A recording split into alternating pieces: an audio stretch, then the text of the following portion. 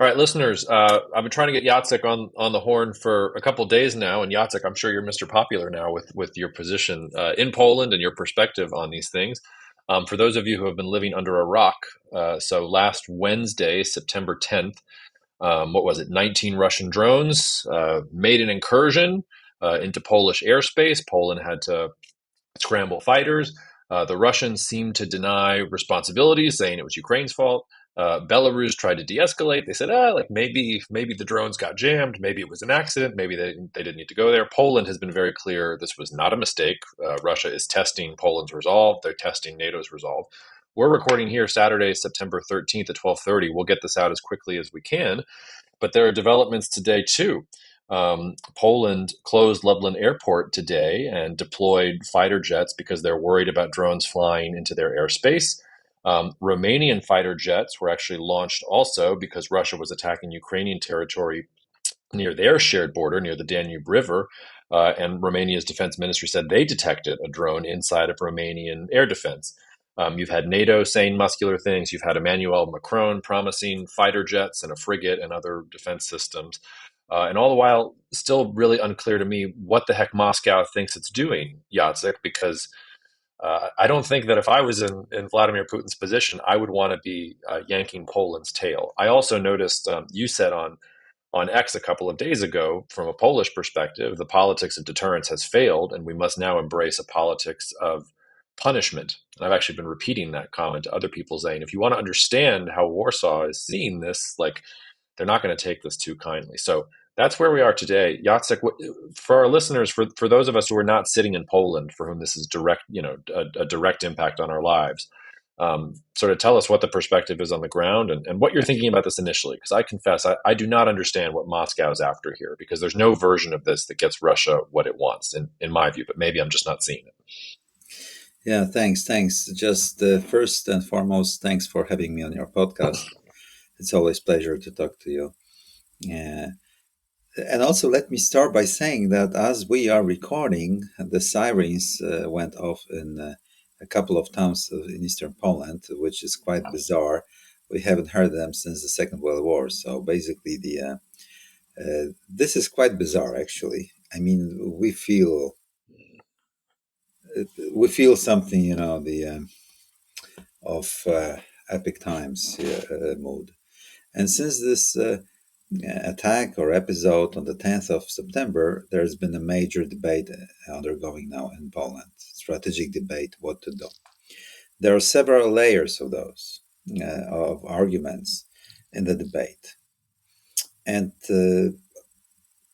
okay, we also need to recap a little bit. It's always difficult for me to adjust to the American listeners, okay, because the geography still matters even in this kind of up-to-date information, thing. Because the sometimes when I listen to the people in the US these days, and the last couple of months, I think the American public and also American establishment is more and more, first of all, kind of deranged in terms of being up to date what's going on in Europe, and and its American role in it, kind of, so to think. So we need to.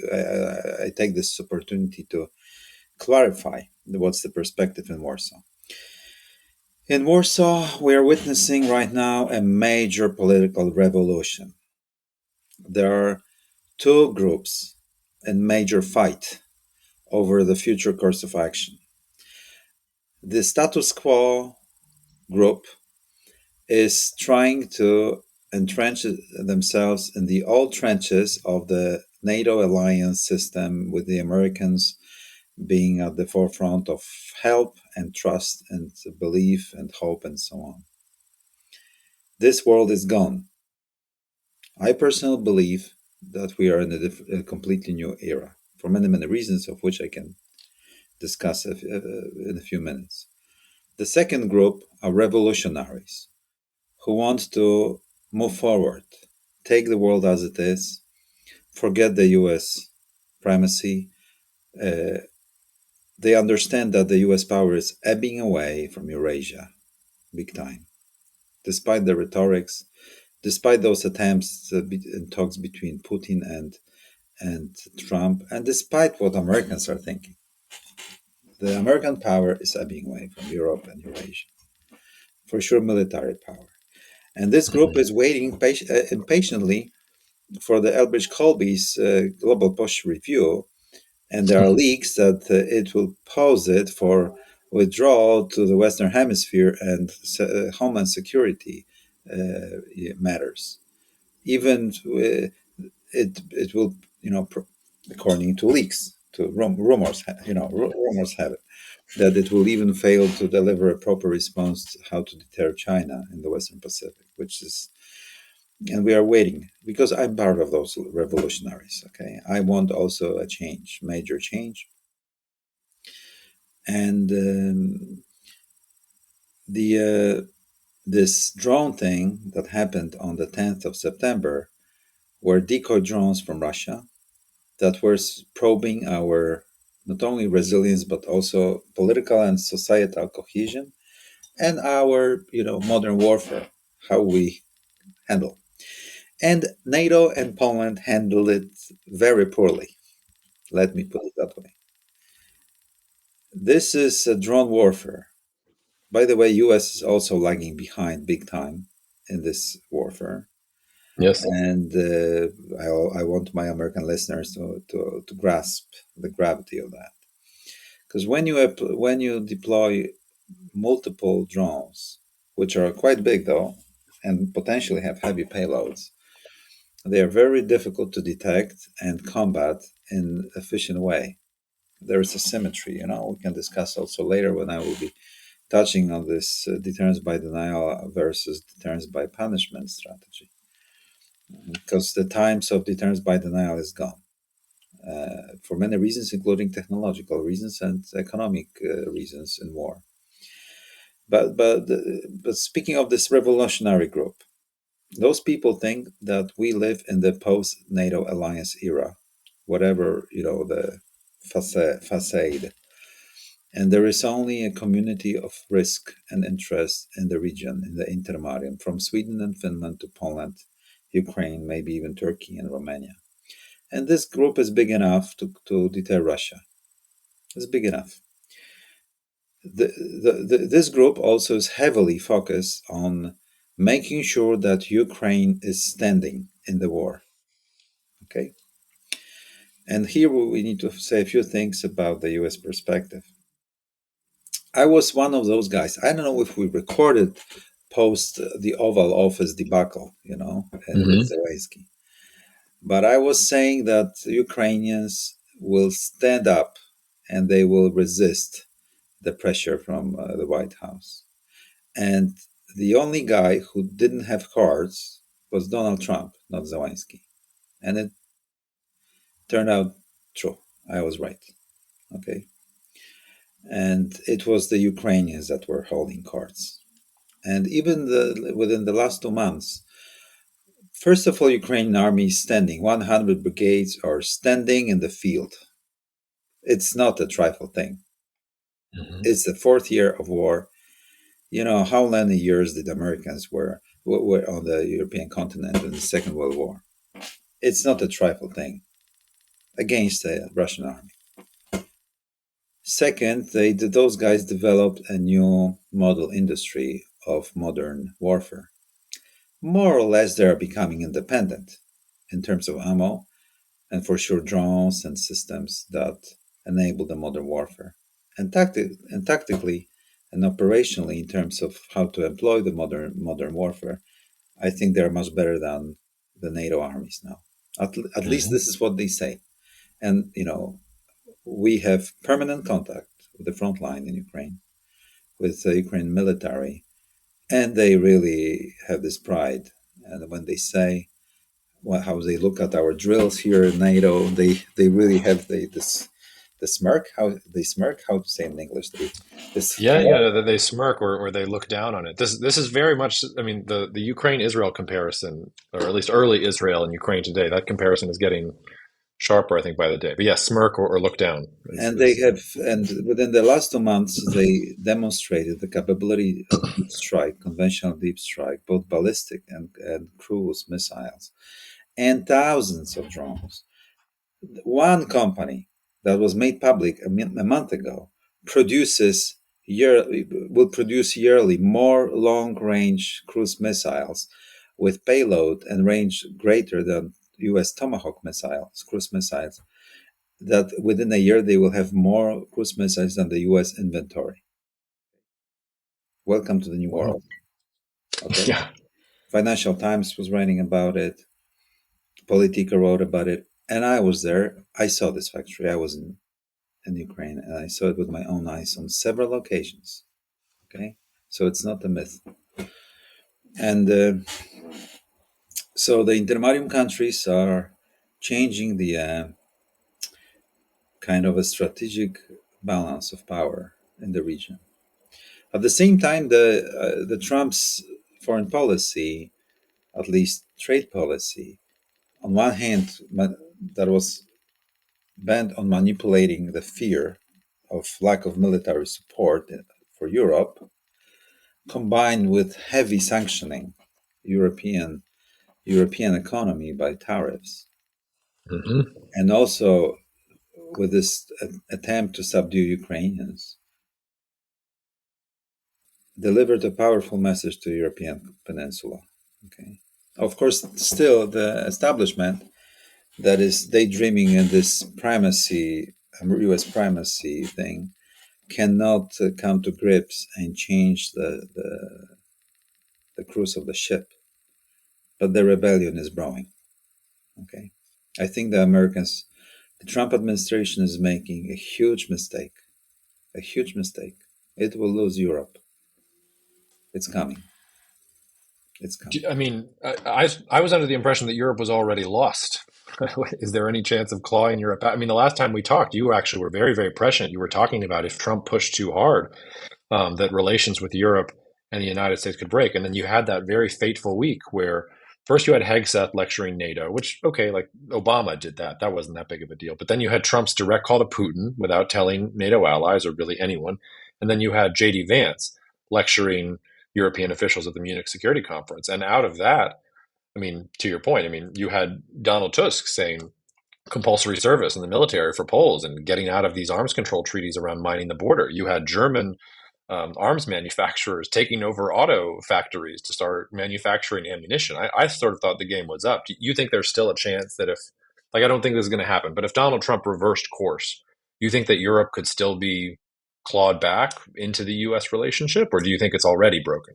No, I think it's not entirely broke. I think structural interests between Europe and US are now divergent, in my Mm. opinion. But still, the old European establishment cannot fully grasp the gravity of the moment and move forward. Okay, there is a grassroots. There are other politicians. There are, of course, many initiatives, like you said, in German industry, in Poland, and elsewhere. But still, even in Poland, we are fighting this old school thinking that U.S. may decide wars as it wishes, whereas it's not the case anymore. Not only it's never been the case in Eurasia, but it's not the case here. And this impotence of Donald Trump, of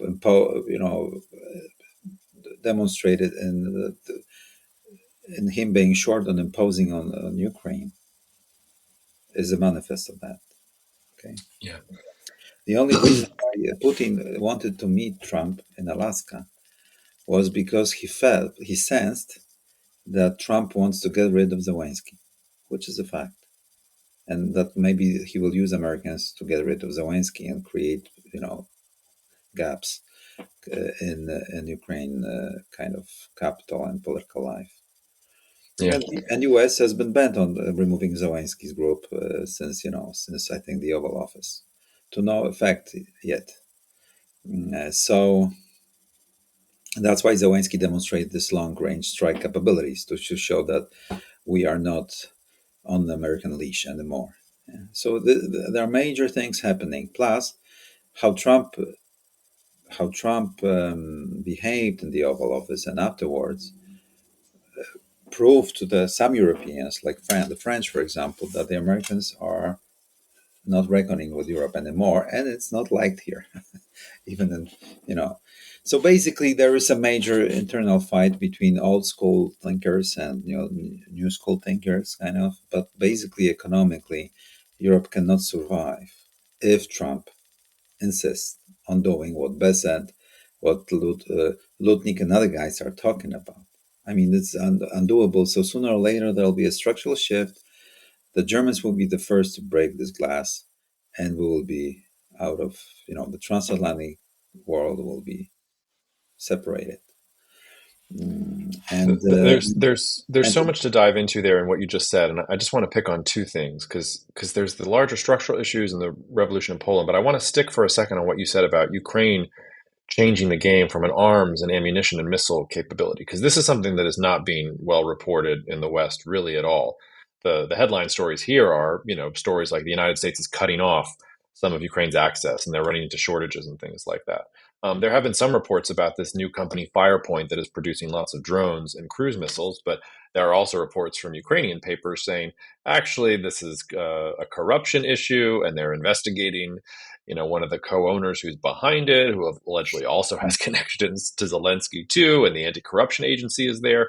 Kind of reminds me, I once had lunch with a colleague in Moscow. That feels like decades ago now, but I remember once, like before all this had happened, it was like 2017 or something. He like literally said to me, "Do you guys want Ukraine? Like you can have Ukraine. We've been dealing with these corrupt guys forever. Like there's nothing here." So it's hard for me to juxtapose that. Okay, they've got 100 brigades in the field and 4 years of war experience. They're teaching everybody how to do drones, and they're becoming self-sufficient, and also everything is hopelessly corrupt, and they're having to go on and raise conscription and take people off the streets, and they're running short on ammo. Like how do you yeah, like give me a sense on the ground there, like how you're evaluating the reality there, because we don't get a real clear picture about this in Western media. okay, for sure, the Ukrainian army is standing in the field. That's for sure, and they are quite apt at modern warfare. The second, there are two shortcomings. There are two shortages, two kind of bad aspects or poor aspects of Ukraine military. First of all, that increasingly it faces the shortage of personnel. Demographics. It's compounded by the fact that Zelensky and his group were trying to save the youngest, because Mm-hmm. the youngest are not being conscripted into the military. And here also the American comments, Kellogg's, I guess, that the youngest should be conscripted, were really out of way. I mean, so let the Americans send the youngest. This really created major reaction here. So that was a deliberate decision not to conscript the youngest boys, since because of demographics and stuff. So there is a problem with manning positions, but morale is there, modern warfare technology is there, and ammo is there. And since once Trump treated Zelensky in the Oval Office and the Europeans like that, the money is there because Europeans are flooding money into Yeah. Ukraine. That was a mistake. If really US wanted to have leverage, they shouldn't have been treated Zelensky like that. But as I said, there is one shortcoming is the shortage of personnel. The Russians are much better here. They are making it much. They're creating a. They know how to do it better, kind of. And the second thing is that this recent air campaign with several hundreds per every night drones combined with cruise missiles and decoys with modern tactics, layered offensive, is very effective against the morale of the citizenry. Okay, because every night you have bombardments, every night something's going on, and there is no countermeasures. There is no way you can really defeat it. And the Ukrainians are trying to catch up. They are trying to use drones against drones. This is really a space wars almost. They are very effective. They have this civil-military fusion that civilian people are really doing the military stuff. This is a miracle. This is something that we will be learning. I think the military will change. This the biggest change since the French Revolution. How you organize the military. I mean, the ranks and stuff. And the robot and the drone warfare will change this OODA loop and the decision making process, make it faster. So there will be a major revolution in the ranking and order, chain of command, and stuff. I think coming, but this is okay. Side comment. But basically, so the second thing is that the Ukrainians are not handling well this air campaign. They are losing. It's difficult to say they're losing, and they moved from denial to punishment. And now they produce cruise missiles, ballistic. They cruise missiles in hundreds per month, long-range drones reaching 1,000 kilometers in thousands per month, great thousands, not small thousands. And of course, the ballistic missiles are around the corner. Uh, they want to punish Russia, and Russia is punishable because strategically speaking, Russian territory was always a big asset because it sucked in armies and logistics. But once you use only the firepower, long range strike, asymmetrically it becomes a weakness, like in the magic, because they cannot defend every single spot. And suddenly this big body, this behemoth, is as weak because you can't have the air defense everywhere. So you don't need to have stealth, expensive missiles, and Ukrainians are producing cruise missiles, Tomahawk kind of class, 19 times cheaper than one Tomahawk cruise missile. Okay. Okay. So it's just the beginning, and I hope that Poland will also join the club of Dutch cruise missiles. Expect Polish-Ukrainian cooperation very soon to happen, and across the Intermarium, and we will be moving towards this direction. And Well, also, oh, sorry. That in some ways is the perfect segue to something else that you were saying, because you sort of you threw this out there like it was nonchalant, but you said the phrase the post-NATO era, and I sat up in my chair a little bit. And you also talked about Russia's drone incursion being a way to test responses and test social political cohesion, and you talked about how Poland and NATO failed that test, and then you alluded to this block of countries from Sweden and Finland all the way down to potentially Turkey as the deterrent. And the question there is, Ukraine still ostensibly wants to join NATO, is still thinking of NATO as the gold standard. But maybe what I hear you saying is NATO is done, and what's actually going to happen is that there's going to be this Eastern European, maybe Turkish, maybe Baltic, maybe Scandinavian, elements of all these things alliance that is going to go against Russia, which suggests fracturing of NATO, maybe even fracturing of the EU, or maybe that's separate. So just talk to me about that, because that seems like also a major strategic shift that you're implying, and I don't know that I see the leader, or maybe Ukraine is the leader. I don't know, but who is leading that charge in your opinion? yeah, the no, as Kissinger famously stated, no alliance survives the confrontation with a major power because there is no community of risk.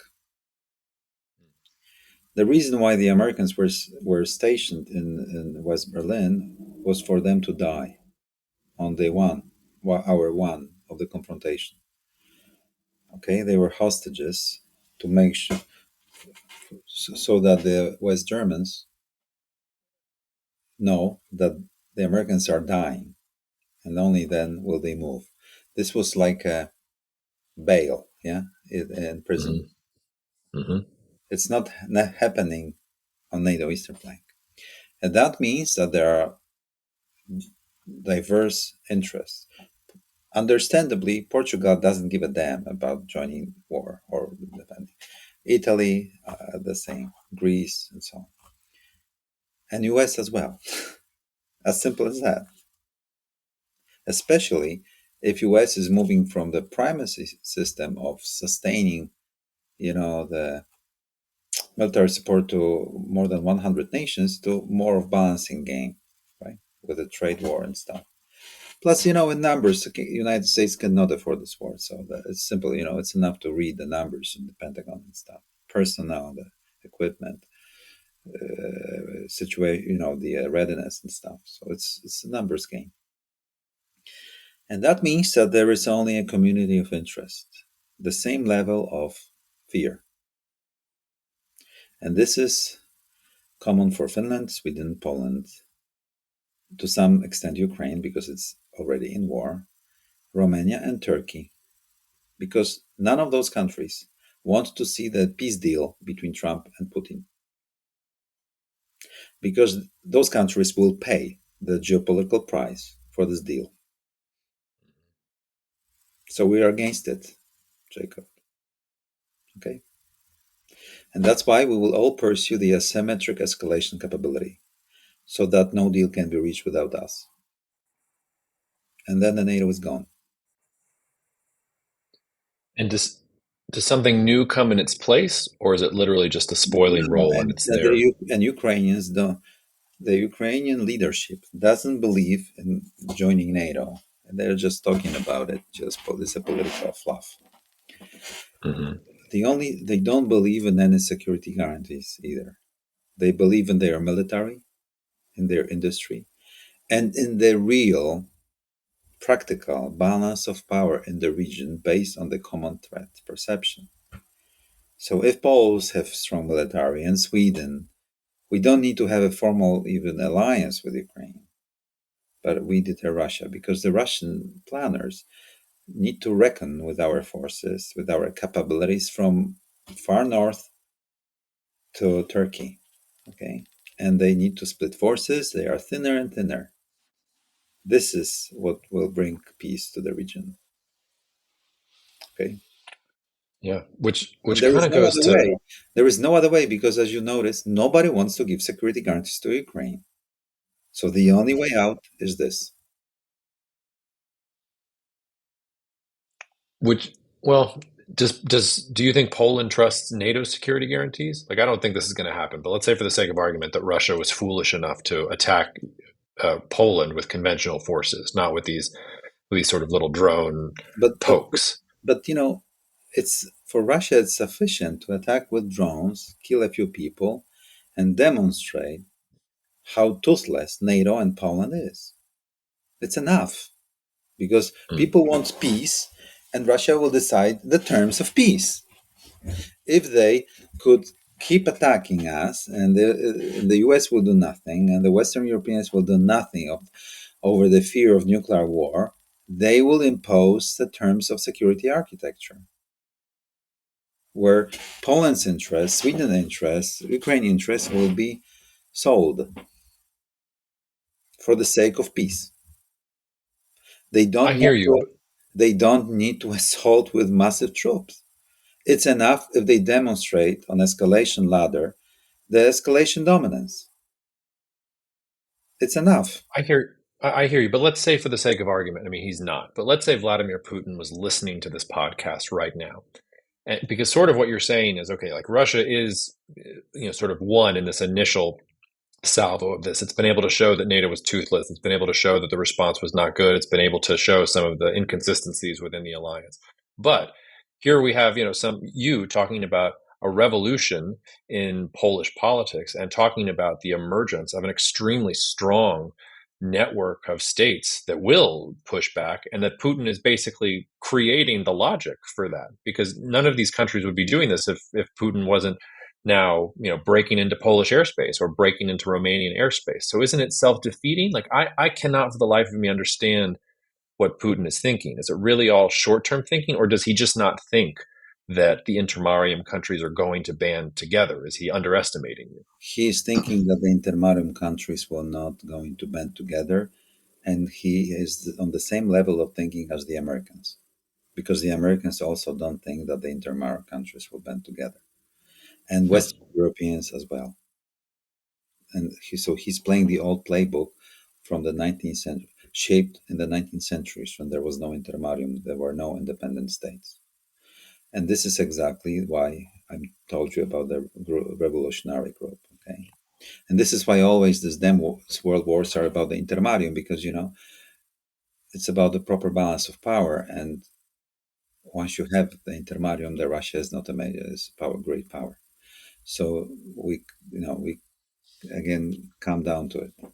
The problem is that the old school thinking in Poland is also not understanding the importance of moving to that direction, and Putin is playing to their music.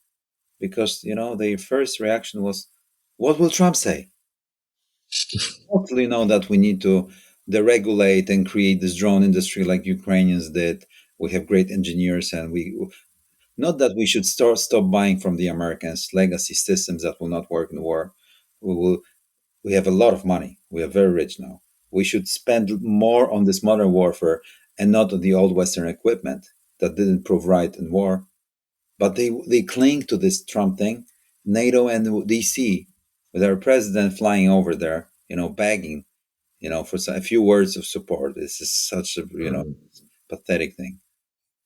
But I told you, times are changing here, and uh, but yeah, I will see. And Putin was playing to this old play, and maybe he was right and I'm wrong, but that's exactly how it will Well, play yeah, I out. mean, I was going to ask. So you think the revolution will be successful? Like you think the revolution is happening? It is. It was already. I can state that it turned out successful in Ukraine. I think that Sweden would go that way and Finland, no problem. The biggest problem is Poland and Romania, and internally we will decide which group will win this debate. Turks have never stopped killing Russians, by the way. So I remember the Turkish ambassador to Poland like a few years before this war, who asked me, I had a conversation with him, what, and for the American listeners, you should know that Poland had like the old Commonwealth, our old empire. We the Ukrainians and the Lithuanians were in one great empire of Commonwealth for several centuries. And we were fighting like 15 wars with the Ottoman Turkey and stuff, over exactly parts of Ukraine, Crimea, and this Moldova and the Danube River system. And so in the Turkish history, Poland Commonwealth plays an important role as a great power. So the Turkish ambassador approached me saying, "What the heck, Jacek? Why are you not arming? U.S. power is ebbing away from Eurasia. The hell is being unleashed soon. What are you doing, guys? Why are you still clinging to this old school thing?" So he told me it's like 7 years ago, 6 years ago, they had been awake. So they're doing their stuff, and we didn't. Yeah. So Yeah. what happened to you guys? We were having so many wars together. You understood the rules of the game. What happened to you guys? Where are your balls? Kaplan, when he was writing to Office of Net Assessment, like again several years, like 7 or 8 years ago, the beautiful essay on Marco Polo world, I think, and Hmm. faded empires that will rise again to confront other powers. And because once U.S. primacy is gone or the disputable, the old empires will rise. Okay, to create a new balance of power in this power vacuum. And he was enumerating faded empires: China, Russia, of course, and Turkey. And he mentioned Turkey, and he didn't mention the old Commonwealth, the Intermarium or Poland. And we were very dismayed in Poland, upon reading it. But maybe he was right because he predicted that the old school will prevail in the internal debate. You know what I mean? So Yeah, well, don't let the pessimism get to you. One thing you sort of noted, though, I mean, you said that the Americans are underestimating you, the Russians are underestimating you. You even said the Western Europeans are underestimating you. This is sort of a two-part question. Is anyone not underestimating you? Is there any major force in the world that sees this coming? And then the second part of this, because it's a leading question, I'm wondering how China views this, because China and Russia are not natural allies. The trope in Western media is, oh, Russia and China are getting together, and maybe Modi and India are even joining them. But anybody who's read a modicum of history knows that Russia and China are long term competitors and have never really been on the same page. And I imagine that China is not particularly happy that Russia has caused all of these problems in Ukraine and not been able to complete the deal, and also wants a reset of its relations with Europe. So, is China a potential force for good here for the Intermarium? Is it propping Russia up? Is that narrative correct? Like, how do we work the other great Eurasian power that is a, not involved here that is watching all of this? a very interesting question, and I need like 2 minutes at least to approach it. So, but first, let me say one sentence about this. Who properly evaluates Poland? And I think it's Sweden. And for many years in the past, Mm. the Swedish have been saying that, guys, you don't understand how important you are. Then Sweden is looking to us, because us, Poland and Sweden can really control the Baltic Sea. So basically, Sweden is a great ally. So we should. I think our president should have flown to Stockholm first before going to the DC thing, or Hmm. Stockholm, Helsinki, Kiev, and Ankara. That's where he should be going first. Instead, he chose DC. So, so Sweden. But we will see. Ukrainians at the beginning of the war properly evaluated us, and we helped them a lot. But later on, they saw that we are the vassal country of the United States, and they decided to directly talk to Americans, not over us. If we demonstrated that we are, self-made, we make decisions on our own, that would change quickly. And over the last 2 days, upon our prime minister saying that we are moving to the drones, cruise missiles, and stuff, there's a new opening in Kiev for Poland, so we will see. But speaking of a more important thing about China's role, this is a major thing. As you are very well aware, since the Mongol Empire, there has never been an Asian power imposing on the European security system. Okay, since the 13th century, when the Mongols invaded Russia and Eastern Europe, and were such superior in military and trade that they easily devastated the old political systems. I think that is coming. The I think that once the I fully agree that Russia and China cannot live happily ever after long term. But the reason why the attempt by Trump to approach and accommodate Russia and do a reverse Kissinger, whatever you call it, was because Putin thinks that the United States is too weak. If United States had been stronger, more powerful, for sure Putin would have made this decision. But the United States is too weak these days. And that's why Putin didn't make this call. Okay. And the test was whether the United States can impose on Zelensky that peace deal and acknowledge defeat of Ukraine. And he couldn't. So Putin said, guys, you can't. You're too weak and China is rising. So I cannot do it. But in long term, China will be constraining Russia's maneuver. And, from the Intermarium position, China is a balancing force against Russia. Okay, once this bloc is split apart. So the best solution would be to Europeans go independent from the US and start negotiating with China the great trading deal, with Russia being a minor player and with China leashing Russia and controlling its military power, so that there is peace across Eurasia without the US and with Russia being muzzled by China, with the Chinese soldiers peacekeeping the eastern Ukraine. And I think it's the most probable scenario if things continue like that. And it will be a reverse Portsmouth Treaty. As you remember, that was the moment when the United States entered the Eurasian game at the beginning of the 20th century, when it was they midwifed the peace deal between Russia and Japan, right? And that will be China. But the things must mature.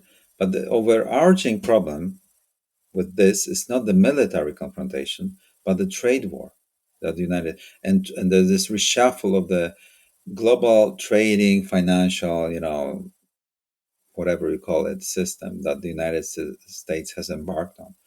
This is the overarching problem. Those problems we have discussed are just the consequences of this. And here the question is whether what plan do Americans have?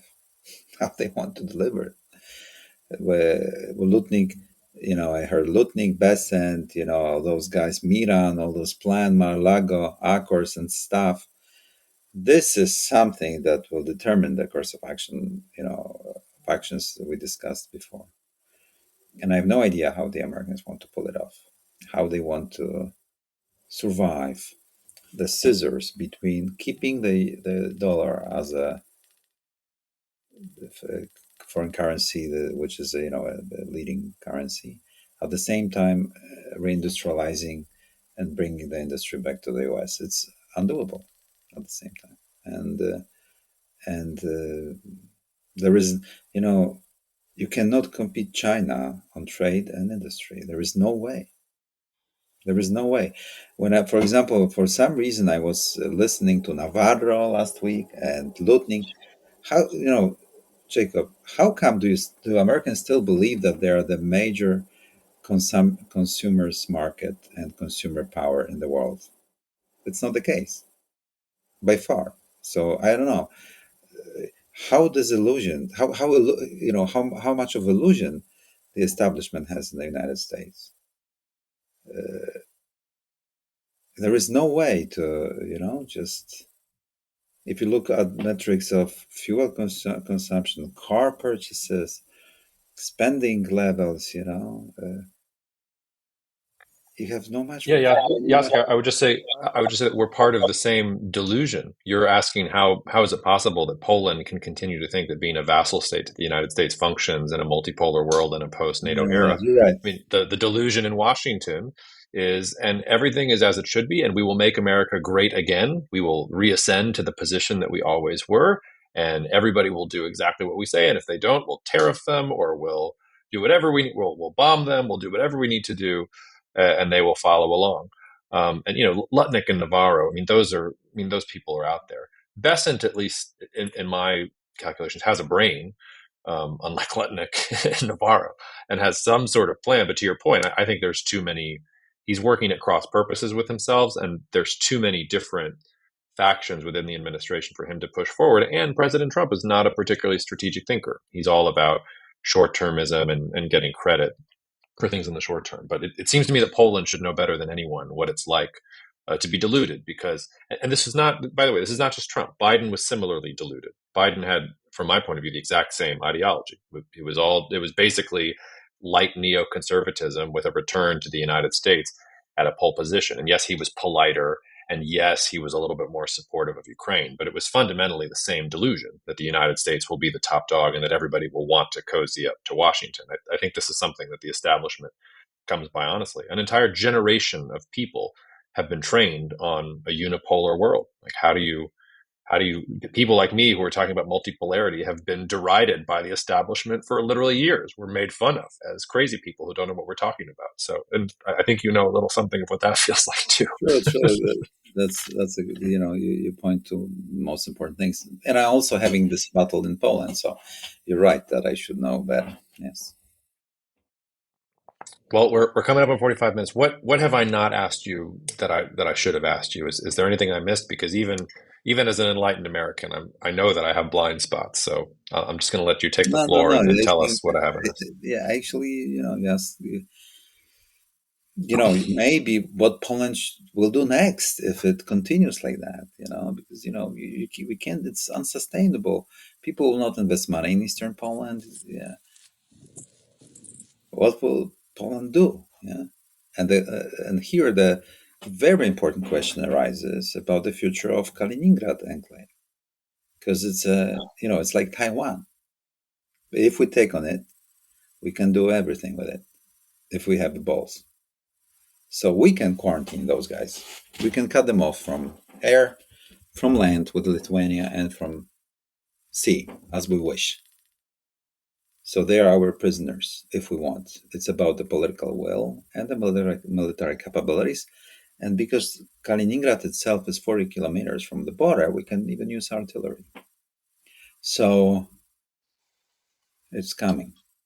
It's coming. Is there any I know this has been speaking of delusions, the delusions of certainly the Europeans for years. Is there any chance of flipping Lukashenko or flipping Belarus? I mean, maybe you have to wait for Lukashenko to die, but it seems to me that if I'm in Belarus and I'm reading the cards here to your conversation about who has the cards, Russia doesn't have the cards. Like it would be meaningful for Belarus to switch. Is that just am I daydreaming there, or do you think there's Yeah, something there? first of all, that's true that the key to the entire region, curiously, is Belarus. Exactly, because this is central, in terms of security for Poles, for Ukrainians, and for Russians and Lithuanians and Latvians. So for all of us. That's why I think that the final outcome of war in Ukraine would also include the future of Belarus and Poland. Because usually, if there is a major war in the Intermarium, its outcome decides the fate of all political systems of all countries of the Intermarium. At least this, European Intermarium Peninsula, those countries I just mentioned. Even if they are not engaged in war itself, this is what it is. And that's why Ukrainians, if they are successful, they will try to liberate Belarus, kind of, because they cannot have an independent state with Kiev post like 40 clicks or 50 clicks from the border. Yeah, they can't do it, and also it's very unsustainable for Poland, but to a lesser extent. But Ukrainians are already at war, so and they were attacked from Belarus, so they, this is a thing to wonder, to ponder. That's why I think that any peace that will not decide the future of Belarus or entirely reckons with this intermarium thing is only a pieredishka. It's only interim period between a new war. You know what I mean? So if Yeah, I don't really have a sense of this, and maybe you have a better sense of this. Like, is Belarus like if the Ukrainians are great at drone strikes, let's say they assassinate Lukashenko, does Belarus then say, okay, the dictator is gone, we want to embrace the West? Or is the Belarusian population sort of like in eastern Ukraine and Donetsk and Luhansk, like no, fundamentally no, facing towards Russia? they will move. They will follow the leader. So it's doable. It's much more doable. They are more kind of subordinate than the Ukrainians. Okay, those guys have typically been subordinated to the authority, Mm. and there are not so many of them, by the way. So Ukraine is a different. The Ukrainians were Cossacks. It's you can see in the field. I wonder how Hitler decided to move against those guys, both of Ukrainians and Russians. In the Second World War. Now you can see how difficult it was for the Wehrmacht. I mean, those human factor is a thing. These are the Russians and Ukrainians are the best soldiers in the world in terms of morale and this, in their instincts. They are the best soldiers you can have. So that's why this war looks what it looks like, and so I think the future of Ukraine. At the moment, I don't see the capability to flip, but I think that there will have to be actions and decisions made to make sure for Poland's interest that Belarus, Ukraine are in the same geopolitical bloc as Poland, because otherwise it's only an interim period. That's an interest of Oh, Intermarium. well, last question. Obviously, these things are impossible to predict, but if we're here September next year, what do you think the board looks like? How do you think things are going to change over the next 12 months? There will still be war in Ukraine, but the Ukrainians will be heavily destroying the Russian infrastructure up to the mid Siberia, long range, 3,000 kilometers. And the Russians will not be winning this missile strike competition. They will not, the Ukrainians will gain upper hand. And many things will depend upon Poland's manufacturing, whether we will move to, as we say, segment B, this new warfare capabilities being produced by private producers, not state-owned companies. No legacy systems from the West, but the new cruise missiles, ballistic missiles, drones, small drone warfare. It will very much, because then we'll be supplying Ukrainians with it as well. So, uh, and so the key decisions will be made depending about what the Russians are doing with this drone offensive. And in a way, you're right that if they keep sending those waves of drones, they could push Poland to this, yeah. As opposed to what Putin was thinking, that we are in the old school thinking, and that will kind of undermine the Poland's resistance and undermine the cohesion of the alliance.